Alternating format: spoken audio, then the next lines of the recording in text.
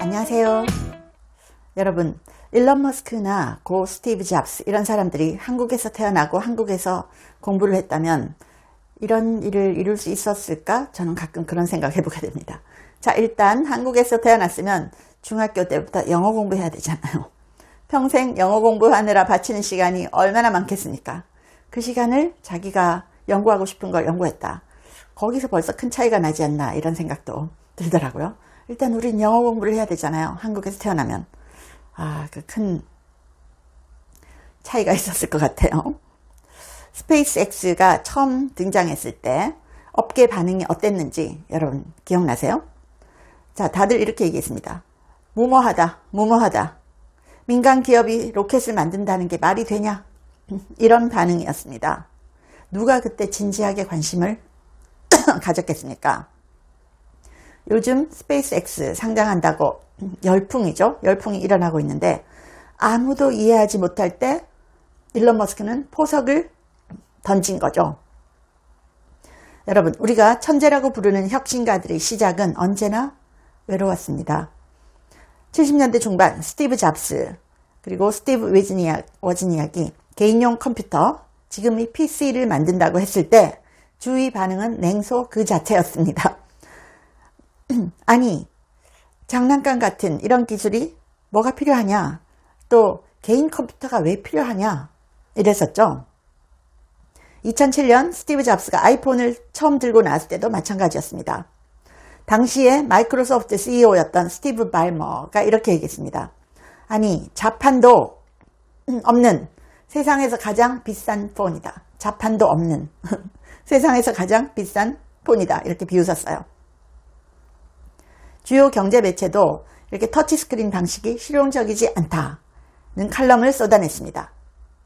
2002년에 일론 머스크가 사재 1억 달러를 털어서 스페이스X를 설립했죠. 그때 역시 대중과 언론 그리고 항공우주업계는 뭐라고 얘기했냐? 무시. 심지어는 노골적인 조롱까지 있었습니다. 당시 주류 우주공학자들은 항공우주 분야 경력이 전무한 닷컴 백만장자가 값싼 궤도 로켓을 만든다는 발상은 무모한 망상이다. 딜루전이라고 했어요. 망상, 딜루전이라고 무시했습니다. 그 후에 스페이스X가 3번이나 발사에 실패했죠. 그러니까 주류 언론은 스페이스X의 실패를 실리콘밸리의 오만함으로 치부했습니다. 머스크의 화성 드림이 파산 위기다. 이런 기사를 쏟아내기도 했습니다. 화성에 간다는 꿈이 파산 위기다 라고 했습니다. 그렇지만 지나고 보면 어땠죠? 스티브 잡스, 일론 머스크 그들의 일은 다 살아남았습니다. 이런 사람들은 세상에 없던 새로운 생태계를 스스로 창조하는 진짜 혁신가들이라고 할 수 있죠. 자, 이런 진짜 혁신이 일어나는 나라에는 특별한 토양이 있습니다. 아무도 믿지 않고 누구도 이해하지 못하는 엉뚱한 이런 포석을 던지는, 그러니까 어떻게 보면 또라이라고 부를 수도 있죠.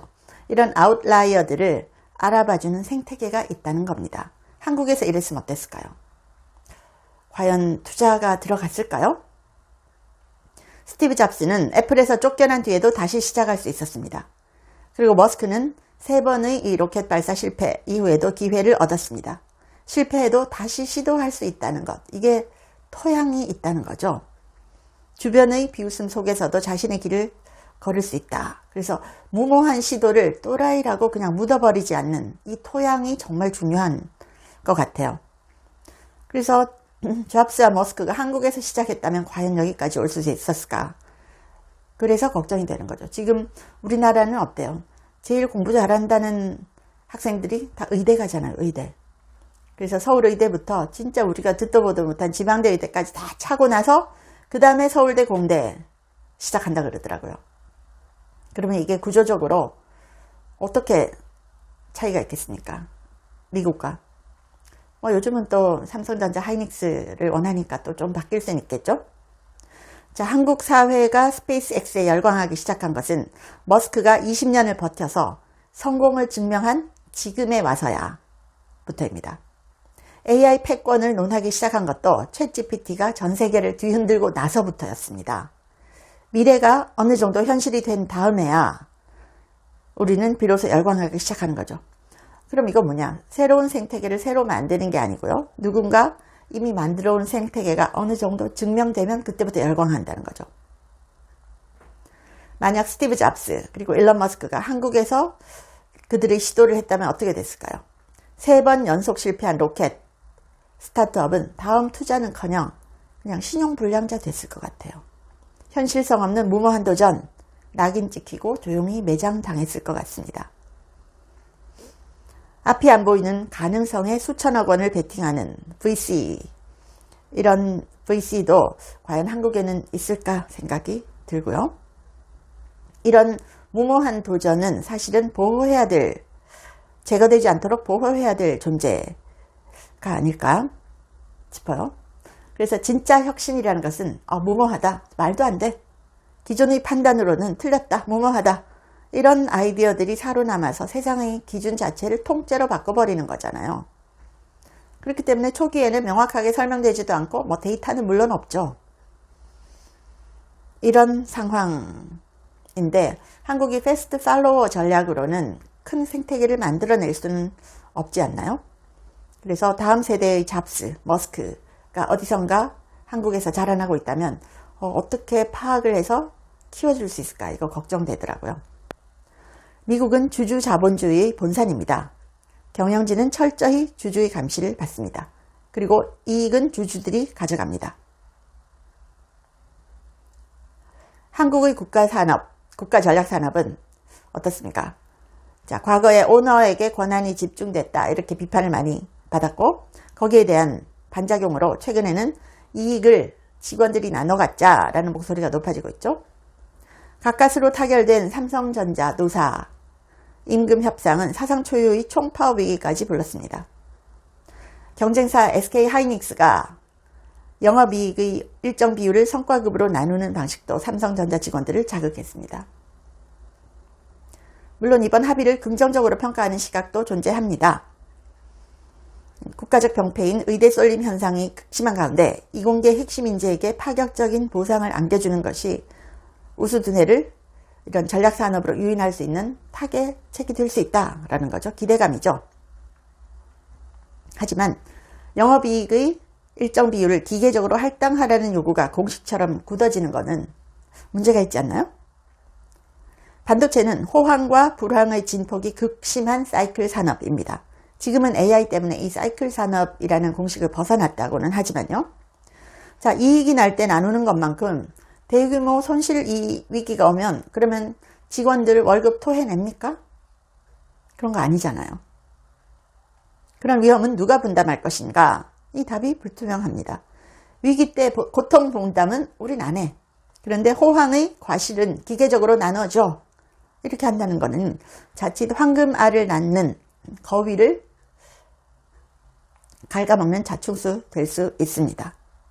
그리고 삼성 노사 합의가 던진 파장은 개별 기업을 넘어서 구조적 국면 전환도 예고되고 있습니다. IT, 조선, 방산, 그리고 주요 산업 현장 곳곳에서 이익 배분 해달라, 미투, 우리도 해달라, 이런 요구가 빗발치고 있죠. 자, 이런 상황인데 이게 앞으로 어떻게 될까 좀 걱정이 많이 됩니다. 눈앞의 파이를 가르는 이런 내부 갈등에 발목이 잡히면 첨단 산업 같은 경우는 경쟁국의 주도권을 내줄 수밖에 없지 않나 걱정됩니다.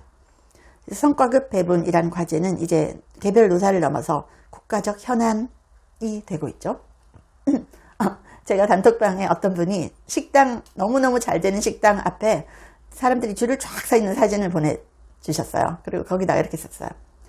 초과 이익 너무 많이 나면 여기도 다 나눠야 되지 않나? 뭐 이런 거 썼더라고요. 지금 우리나라 반도체 없어서 못 받는 슈퍼 호황입니다. 그런데 머스크가요 173조 공장을 짓는다고 합니다. 지금 전 세계 반도체는 없어서 못 파는 상황이죠. 품귀 현상이 일어나고 있습니다. 삼성전자와 SK 하이닉스는 이미 올해 생산하기로 한 HBM 물량이 완판됐다고 밝혔습니다. 반도체 수요도 확산되고 있죠. 기존 스마트폰, PC뿐만이 아니고 모빌리티, 로봇, 우주항공, 산업용 AI까지 더 많은 반도체를 필요로 합니다. 반도체의 필요 절대량이 늘고 있는 거죠. 빅테크들이 원하는 만큼 반도체를 공급하지 못하는 가운데 테슬라는 급기야 직접 반도체 공장을 짓겠다라고 나섰습니다. 테라팹 프로젝트를 일론 머스크가 선언한 거죠. 우리 돈으로 173조 원짜리 공장을 짓겠다라고 합니다. 그래서 이 반도체 패권 달아오르고 있습니다. 한국의 승부처는 결국 HBM으로 대표되는 첨단 반도체인데요. HBM은 사실상 한국이 현재 독점하고 있는 영역이라고 할 수 있습니다. 자, 그래서 삼성 노조, SK 하이닉스 노조, 미래를 위해서 회사에서는 연구와 투자가 이루어져야 되는데 또 일론 머스크는 173조 원짜리 공장을 짓는다고 하는데 머스크는 재투자, 신규 투자에 정신없습니다. 그런데 우리 삼전 하이닉스는 문어 제발 뜯어먹는 거 아닌가? 제대로 투자할 수 있나? 뭐 이런 걱정까지 되더라고요. 글로벌 반도체 시장 이렇게 피마르는 경쟁 중입니다. 시청해 주셔서 감사합니다. 제 채널에 광고를 하고 싶다고 컨택 온 회사들이 한 150개가 넘었습니다. 미국 회사들도 많았는데요. 제가 전혀 광고를 하지 않았습니다. 근데 제가 유일하게 여러분께 광고하고 알려드리고 싶은 제품이 원더 프테로신인데 제가 1년째 매일 먹고 있습니다. 제가 관절이 안 좋아서 5,000보만 걸어도 무릎이 아팠거든요. 그런데 이걸 꾸준히 먹고 2만 보를 걸어도 전혀 무릎이 아프지 않아요. 너무 신기해서 전 세계에 알리고 싶어서 광고를 합니다. 관절 향상에도 좋고 노화로 인한 인지력 저하를 개선하는데요. 두뇌 건강과 관절을 한꺼번에 케어하는 효과가 있습니다. 고대 의대 연구진이 만들었고요. 학술지 저널 오브 알츠하이머스 디지즈에도 소개가 됐고 4개 이상 저널에 소개가 됐고 특허도 20개 이상 갖고 있습니다. 한국 제품을 전 세계에 알리고 싶어서 제가 이 채널에 유일하게 하나만 광고를 합니다. 감사합니다.